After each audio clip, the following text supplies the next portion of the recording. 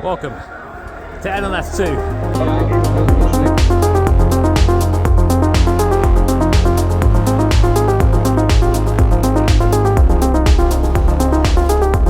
Got you absolute degenerates out there. Got some good news. Germany's got the foot juice. What's his, is he gonna lift you So how are you feeling? Threatened? No, I'm excited. I'm really looking forward to actually like having a proper race. That sounds terrible. Sounds very racist. Let's try again. It's going to be fun. It's really close qualifying, so it's going to be a close race. We've really got to maximise everything, which is why we're here, you know. Because breakfast. Right, so you want us to qualify now. Manual seconds first at 8:42, something like that. Not really a decent qualifying time. There was a code 60 and a ton of traffic. Unfortunately for us, two of our competitors were ahead of us on the circuit and got through the code 60 before it happened. So they're currently 1-2. We are third. So not bad, of course. You know, for us, we're aiming always to be right at the top. We're now waiting because there's a code 60 on the circuit. There's no point going out with code 60 because you're just not going to improve. So we're going to wait a bit, save the tyres, save the money, and see if we can improve a bit later in the session. What is going on? AI is going on. AI is brutal. You know, wait for it. There's going to be a update in a second. What the? What situation? I approached the crash at Arenberg, the one which is still under code 60, so I had to slow down massively. Yeah, it was the first laps in the car because of slow driving yesterday. Yeah, so I didn't feel comfortable yet, but I think if we get another shot, it will be good. Yeah. Steve, are you going to ride this one or not? I don't think so. I don't think we'll have time because all the red flags, all the code 60s, all the delay because of fog, we're just going to have to leave Manny out, you know, to get some laps in. Yeah. You see, we are P3 right now. What Steve is saying is it's time to fire Manuel Metzger. Just don't slow down for Well, actually, you could do. I've tried to test it out and it doesn't work.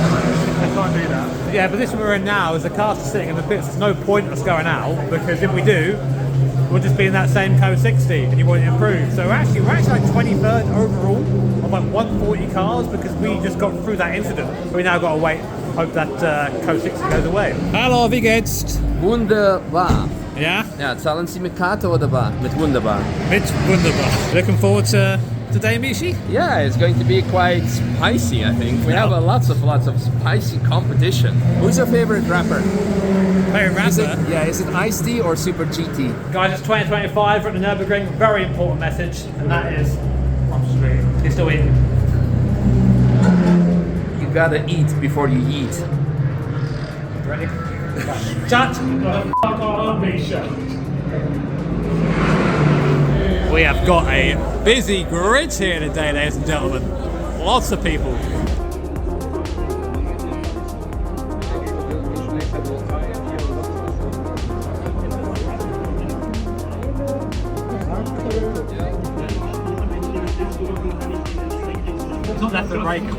You have to make sure to do his lap belts really tight. He loves that. He loves the tightest lap belts. They call Alessandro the ball crusher, don't they, mate? Exactly.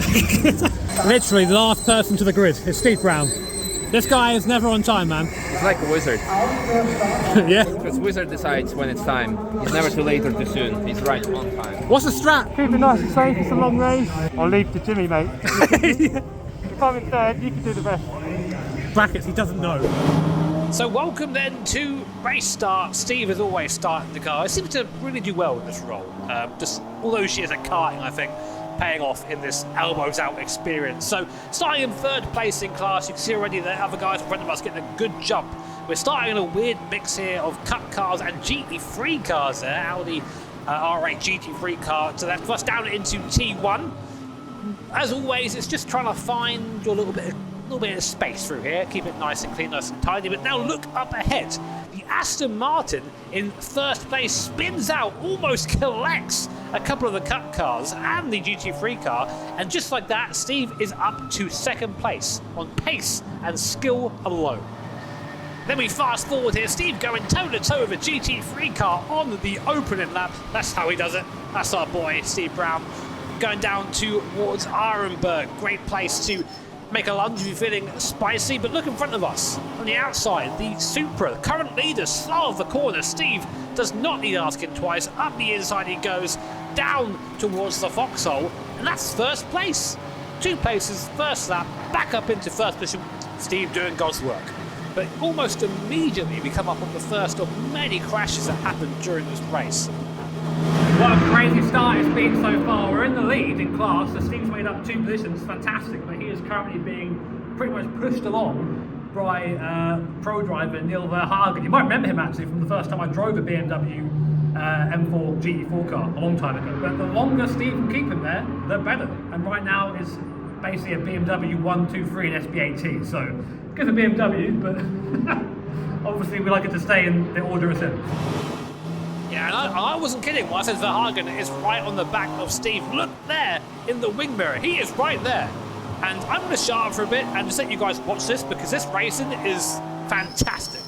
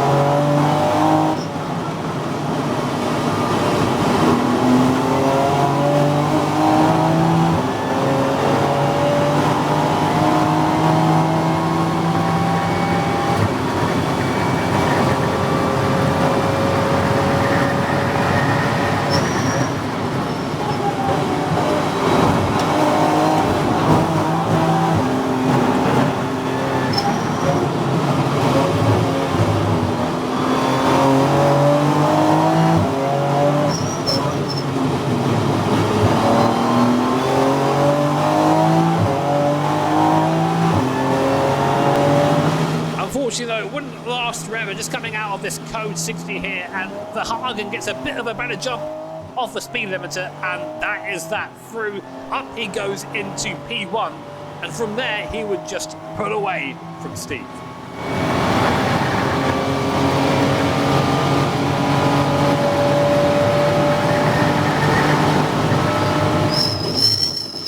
It's a great effort from Steve, boxing then in P2. Here I come.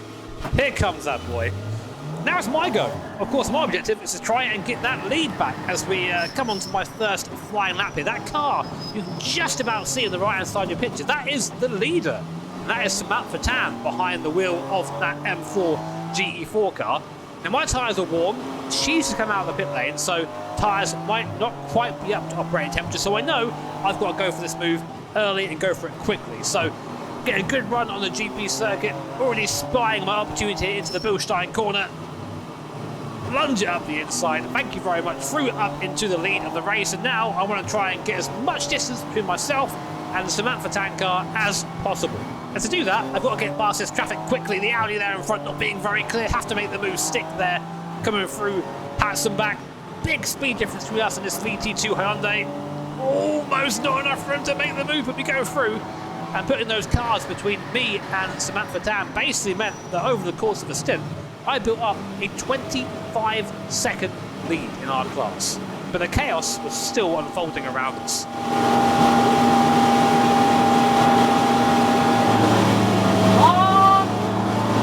And if traffic looks a little bit more congested than normal, it's because it is. There's 140 cars out here on this circuit for this race today, so it really meant you found yourself busy all the time. You could not get into any sort of rhythm. That, plus the code 60s, plus slower cars around, you really have to be on your toes here.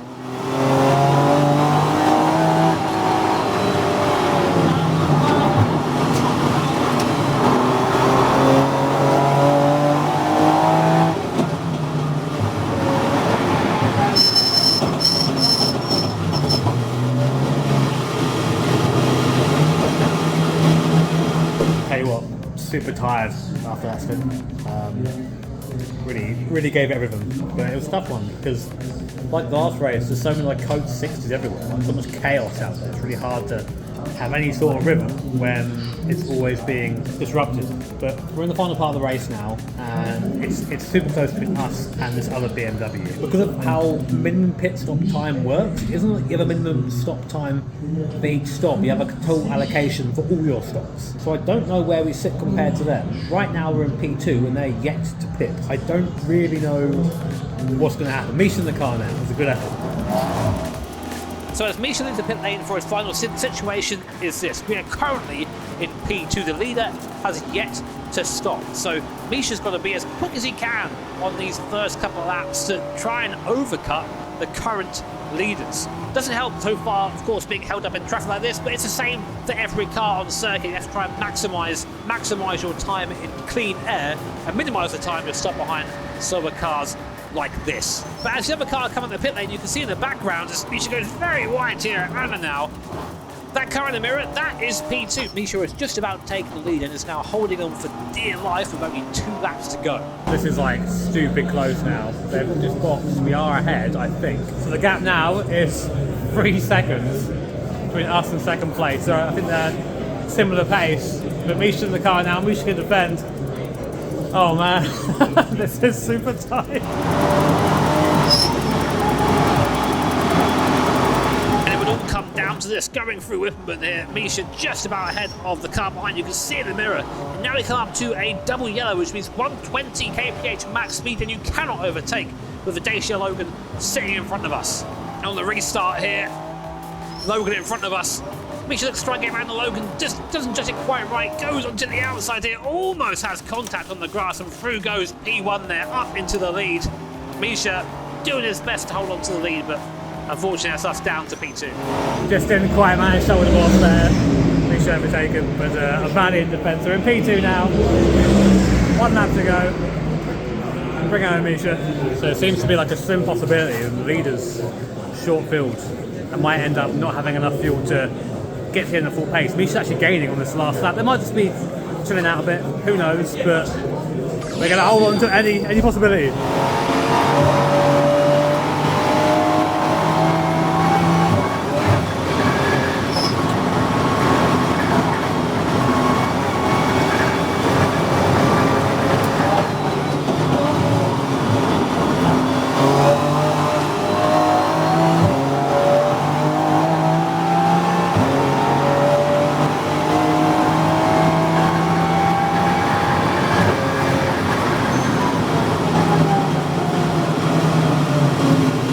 Climbing this time? No climbing, no. They like it there. That's P1.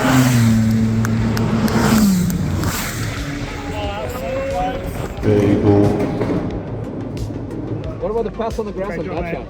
Did you see that? Because Dacia was in front of us. I went to go past him on the right, and he pushed me on the grass, so I was like full sideways on the grass. Yeah, and he went on the left and passed him. And then he was gone. And then it was like, yeah, gap was 9 seconds, and I closed it to 3 seconds. He was like out of fuel or something, and it was like... So, a lot of scrutineering here have all been pulled in.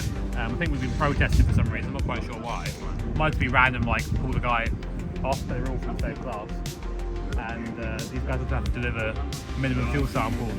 I think it's 3 litres. I'm not sure if they're done or not, but we'll see. But regardless, unless like that car is super illegal for some reason, I don't want to be winning it this way. I'd rather win on track. Happy at P2. I don't want them like getting thrown out for some stupid thing like, oh, your mirror is 1 mil too short. That's not interested in that at all. I know why we were P2. Why, Misha? Look at his tires. He has arrows on them. 2 of them that shows the direction, so the tire knows which way to go. Our tire does not have arrows, so it's uncertain.